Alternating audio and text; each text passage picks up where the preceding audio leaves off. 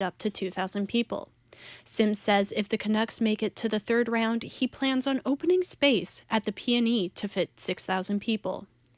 Members of the Salish nations have arranged a protest for the TMX tar sands pipeline. They say this pipeline increases the risk of a devastating spill which would affect wildlife. The Salish nations also say to worry about people and the planet before pipelines and profit. There's been a barge loose in the English Bay. This occurred yesterday afternoon, and crews were able to secure the barge in less than an hour.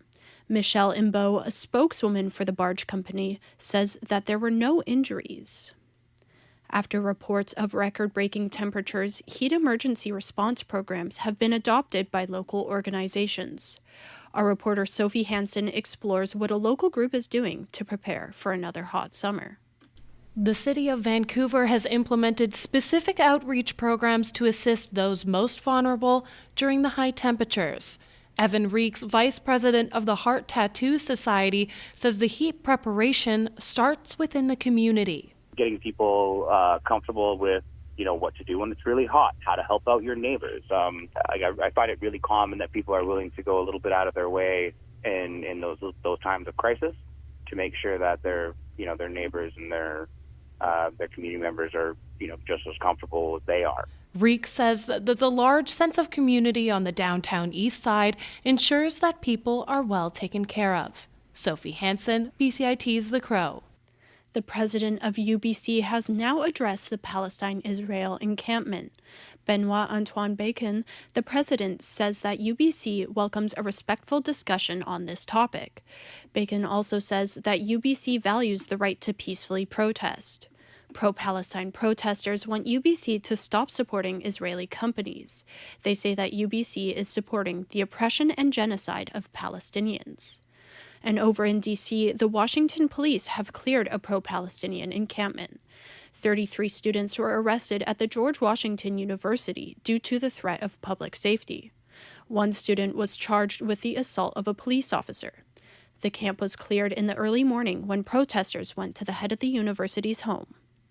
In a recent interview, Donica Gurvala-Schwarz, who is Kosovo's foreign minister, says Kosovo supports Ukraine. Gurvala-Schwarz says that Russia must lose to Ukraine for conflict to not spread across Europe. She also said that Kosovo's support for Ukraine is unconditional. Kyiv, the capital of Ukraine, still does not recognize Kosovo's independence from Serbia. In a new survey, it says that when it comes to customer satisfaction, Air Canada is ranked low. Michelle Zadikian of the Canadian Press explains how other North American airlines are ranked. The poll by J.D. Power finds the country's largest carrier placed last in both business class and premium economy rankings. In economy class, Air Canada placed 9th out of 11 peers, beating only Spirit Airlines and Frontier. WestJet sat a little closer to the middle of the pack for both the premium economy and economy categories. Delta and Southwest Airlines notched the highest scores, with the head of J.D. Power's travel division saying both airlines invested heavily in staff training and recruitment. Michelle Zedikian, the Canadian Press. British Columbia is testing its emergency alert system today at 10:55. This will also be happening in all other Canadian provinces and territories besides Ontario. They say that April showers bring May flowers, and now it's time for them to bloom. With highs of 15 and lows of 7 overnight, it's Capri weather out there. And then pull out your shorts and tank tops for Friday with its highs of 21 throughout the day. That's been your news update to 10:30. I'm Emily Deneen for BCIT's The Crow.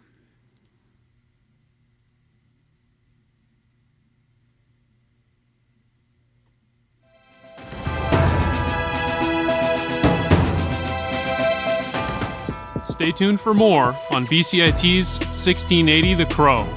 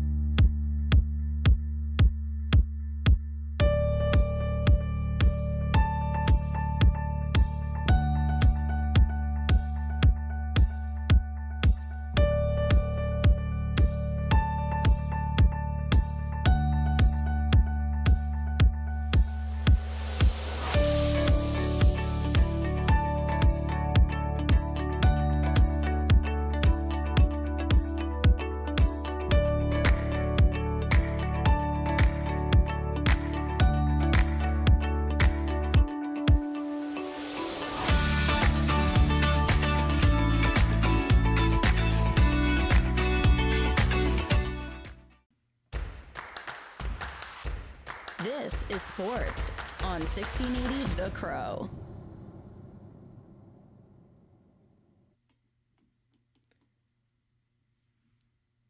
Good morning, I'm Sophie Hansen, and here are your sports updates to 1040.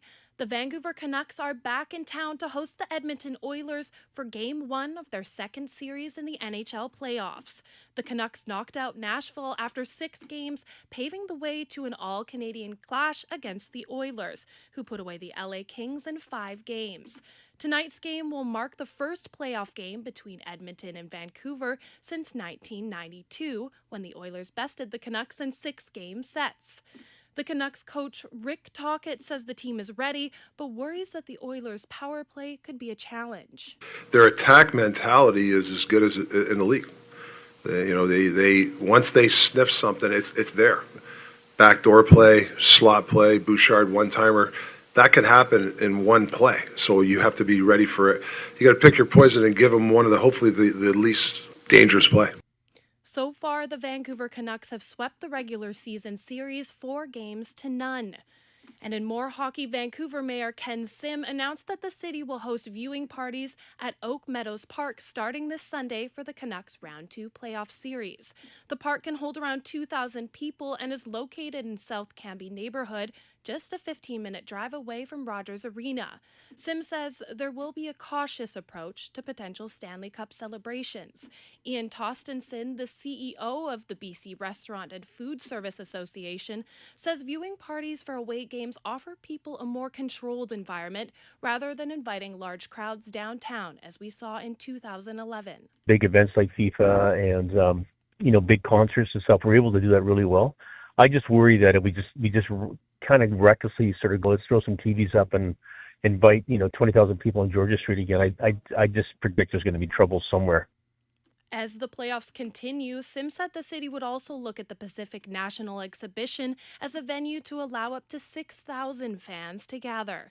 The plans have been implemented to take the pressure off the downtown core and surrounding businesses. Sim also says the city wants to celebrate the team's success this year, and plenty of thought has been put into this year's planning to ensure fans can enjoy a game safely and responsibly. And even more hockey news, the Abbotsford Canucks are hosting a Game 3 today with a special celebration to honor the 30th anniversary of the 1994 team that went to the Stanley Cup Finals. The game will begin with a ceremonial puck drop that features past team members Kirk McLean, Dave Babich, and Jeff Courtnall. Additionally, the first 1,000 people will receive a free Abbotsford Canucks hat. The Toronto Blue Jays are in Philadelphia today for the finale of a 2-game series against the Phillies. The Blue Jays lost yesterday's evening game 10-1. Chris Bassett will start on the mound for the Jays while the Phillies counter with Aaron Nola. Canada's Denis Shapovalov was ousted in the first round of the Italian Open this morning, falling to Italy's Luciano Didari. The Ontario native struggled with serving with 14 double faults and landing just 55% of his first serves. Didari is set to face Mariano Navoni of Argentina on Friday, and Shapovalov is now ranked 126th in the world. Cavalry FC lost 2-1 to the Vancouver Whitecaps in the opening leg of their Canadian Championship quarterfinal on Tuesday. Despite the loss, Cavalry coach Tommy Wilden Jr. was optimistic about his team's chances in the second leg in Vancouver on May 21st.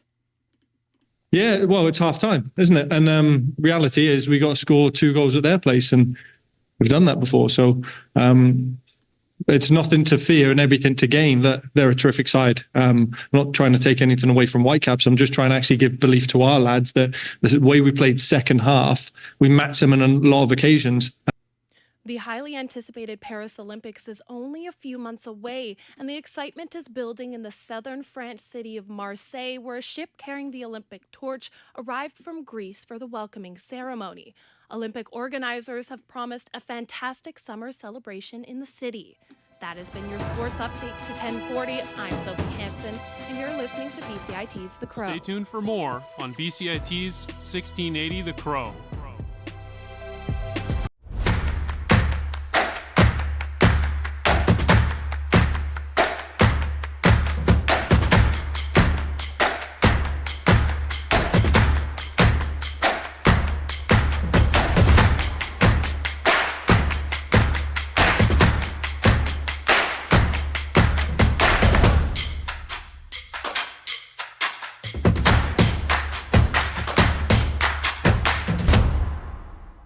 everything is changing to digital. Everything is online.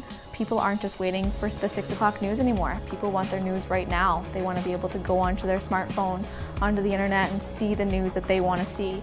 Vancouver is growing at, a really rapid rate, the Lower Mainland even, and with the tools that we're given here, we're able to cover all of that. Welcome to BCIT Magazine. I'm Radhika Sikakane. In the program, they really leave it up to you. I mean, the help is there when you need it, figuring out how to use the programs like Premiere, Audition, and figuring out how to use the cameras. But it's up to you to sort of experiment and figure out what you can do when you go out in the field. They brought candles and flowers to remember the student who lost her life yesterday. Teresa May says the international community condemns Moscow. They really make sure that you know the basics and you are able to put out a quality product. I'm Brady Tretanero. And I'm Radhika Sikakane. Thank you for tuning in to BCIT Magazine.